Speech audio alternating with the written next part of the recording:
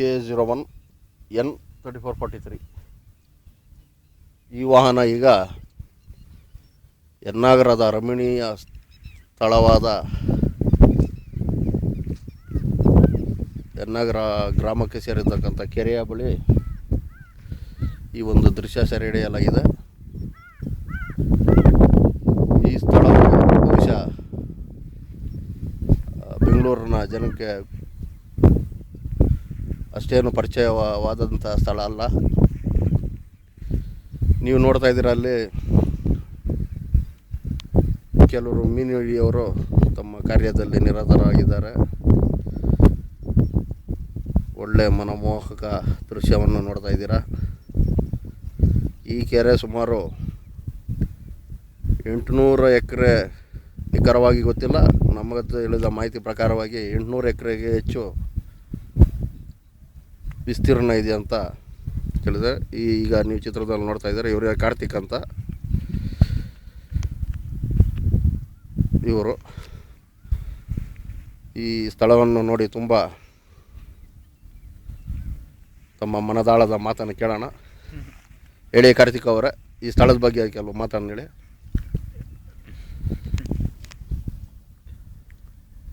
ಏನನ್ನಿಸ್ತಿದೆ ಕೆರೆ ನೋಡಿ, ಈ ಒಂದು ನೇಚರ್ ಸರೌಂಡಿಂಗ್? ತುಂಬ ಪ್ರಶಾಂತವಾಗಿದೆ.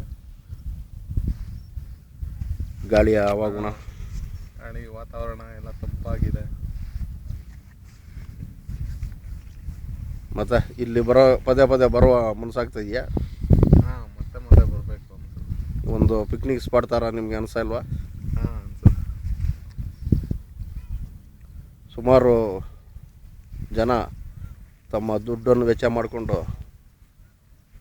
ಎಲ್ಲೆಲ್ಲೋ ಹೋಗ್ತಾರೆ. ಇಲ್ಲಿ ಬೆಂಗಳೂರಿಂದ ಕೇವಲ 12ರಿಂದ 15 ಕಿಲೋಮೀಟ್ರ್ ದೂರದಲ್ಲಿ ಇರ್ತಕ್ಕ ನೀವು ನೋಡ್ತಾ ಇದ್ದೀರಾ, ಅದು ಜಿಗ್ನಿ ಇಂಡಸ್ಟ್ರಿಯಲ್ ಏರಿಯಾ.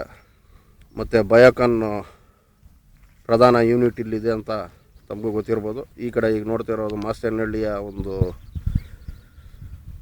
ತೋಟದ ಅಗ್ರಿಕಲ್ಚರ್, ಊರಿನ ಜನ ಏನು ತೋಟ ಮಾಡ್ತಾಯಿದ್ದಾರೆ ಅದು.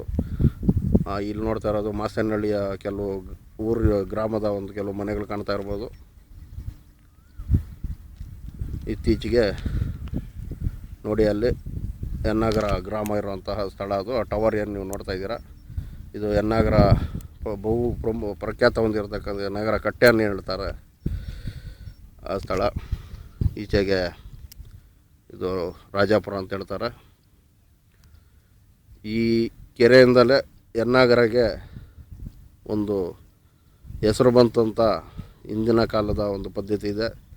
ಏನು ಎಳ್ನಾಗರ ಅಂತ ಈ ಕೆರೆಯಲ್ಲಿ ಕೋಡಿ ಹೋದಾಗ ಒಂದು ನಾಗರಾವ್ ಆಕಾರದಲ್ಲಿ ಒಂದು ಮಿಂಚು ಬರೋದಂತೆ.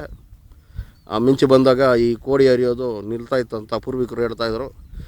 ಅದನ್ನು ಎಳ್ನಾಗರ ಅಂತ, ಏನು ಈ ಬಿಳಿ ನಾಗರ ಅಂತ ಹೇಳ್ತಾರೆ, ಆ ಹೆಸರನ್ನ ಈ ಗ್ರಾಮಕ್ಕೆ ಬಂತು ಅಂತ ಹಿನ್ನೆಲೆ ಇದೆ.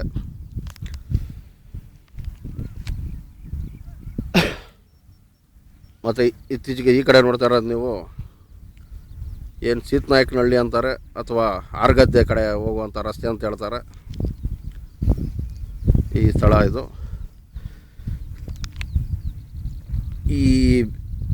ಈ ಸಮಯದಲ್ಲಿ ನಾವು ಈ ಕೆರೆಯಲ್ಲಿ ಏನು ನೀರು ಕಡಿಮೆ ಇರೋದ ಕಾರಣಕ್ಕಾಗಿ ನಾವು ಈ ಒಂದು ವಿಜುವಲ್ಗಳನ್ನ ಸೆರೆ ಹಿಡಿಯಲಾಗ್ತಿದೆ. ಇದು ನಾವು ಬಂದಂಥ ವಾಹನ.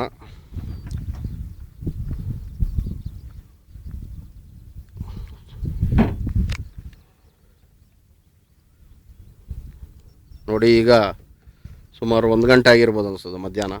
ಎಷ್ಟು ತಂಪಾಗಿದೆ ಅಂದರೆ, ನಾವೆಲ್ಲೋ AC ಕೂತು ಮನೆಯಲ್ಲಿ ಕರೆಂಟು ವೇಸ್ಟ್ ಮಾಡಿಕೊಂಡು ಆರೋಗ್ಯನ ಹಾಳು ಮಾಡಿಕೊಂಡು ಕಿಂತ ಈ ಸ್ಥಳದಲ್ಲಿ ಬಂದು ಕೇವಲ ಒಂದು 10-15 ನಿಮಿಷ ನಿಂತ್ಕೊಂಡ್ರೆ ಈ ತಂಪಾದ ಗಾಳಿ ವಾತಾವರಣಕ್ಕೆ ತುಂಬ ಮನಸ್ಸಿಗೆ ಮೃದುವನ್ನು ನೀಡುತ್ತದೆ.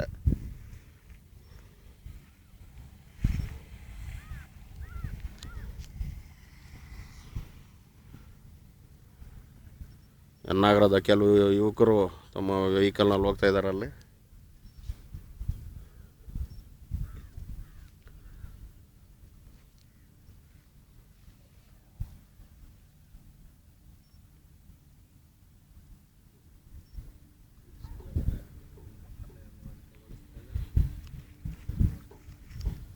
ಈ ಒಂದು ದೃಶ್ಯವನ್ನು ಸೆರೆ ಹಿಡಿತಾ ಇರೋದು ರವಿ. ನಾನು ಇದೇ ಊರನ್ನಾದ್ರೂ ಇರೋದು ಕೋರಮಂಗಲದಲ್ಲಿ.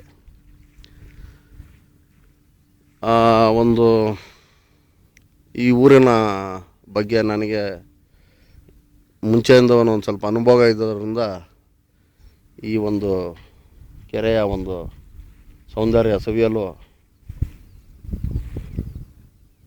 ನಮ್ಮ ಅನೇಕ ಯುವಕರು ಬರ್ತಾರೆ. ಈಗ ದೂರವಾಣಿ ಕರೆ ಮಾಡಿದ್ದೀನಿ, ಬಹುಶಃ ಬರ್ತಾ ಇರ್ಬೋದು ಅವರು. ಬಂದಲ್ಲಿ ತುಂಬ ಆನಂದವಾಗಿದೆ.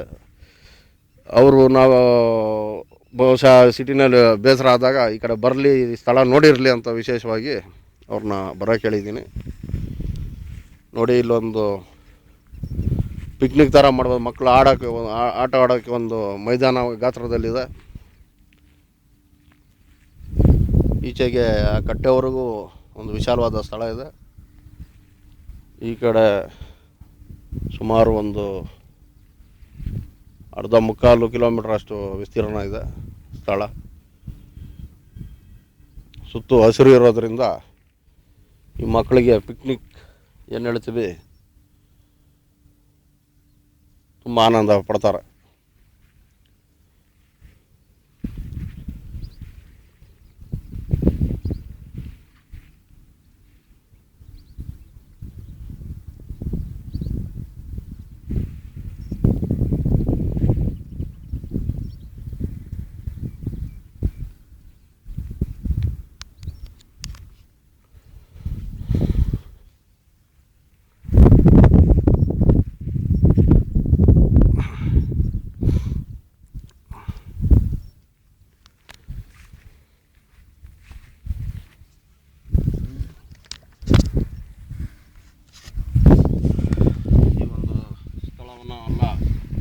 ವಿಶೇಷವಾಗಿ ಕವರ್ ಮಾಡಿ ನಿಮಗೆ ತಿಳಿಸಿದ್ದೇನೆ.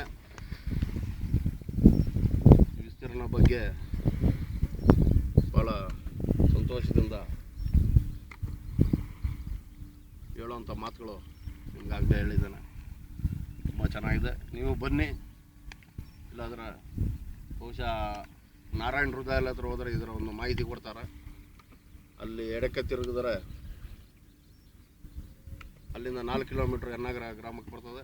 ಯನ್ನಗರ ಗ್ರಾಮಕ್ಕೆ ಬಂದರೆ ಈ ಒಂದು ಸ್ಥಳ ಏನು ಕೋಡಿ ಕೆರೆ ಥರ ಅಂತ ಹೇಳಿದ್ರೆ ಈ ಸ್ಥಳವನ್ನು ತೋರಿಸ್ತಾರೆ. ಭಾಳ ಚೆನ್ನಾಗಿದೆ, ಬನ್ನಿ, ಎಂಜಾಯ್ ಮಾಡಿ. ನೀವು ಮಕ್ಕಳ ಸಂಸಾರ ಸಮೇತವಾಗಿ ಬನ್ನಿ, ಕಾಲ ಕಳೆಯಿರಿ. ತುಂಬ ಚೆನ್ನಾಗಿದೆ. ಈ ಸ್ಥಳದಲ್ಲಿ ದಯವಿಟ್ಟು ಯಾವುದೇ ಪ್ಲಾಸ್ಟಿಕ್ ಪೇಪರ್ ಆಗಲಿ ಅಥವಾ ಯಾವುದೇ ಏನು ಎನ್ವಿರಾನ್ಮೆಂಟ್ ಏನು ಹೇಳ್ತೀವಿ ಅದರಿಗೆ ಧಕ್ಕೆ ತರುವಂಥ ವಿಚಾರ ಯಾವುದು ಮಾಡಬಾರ್ದು. ಪ್ರಕೃತಿ ಇರೋದು ಸವಿಯೋಕ್ಕೆ, ಎಂಜಾಯ್ ಮಾಡಿ. Good bye.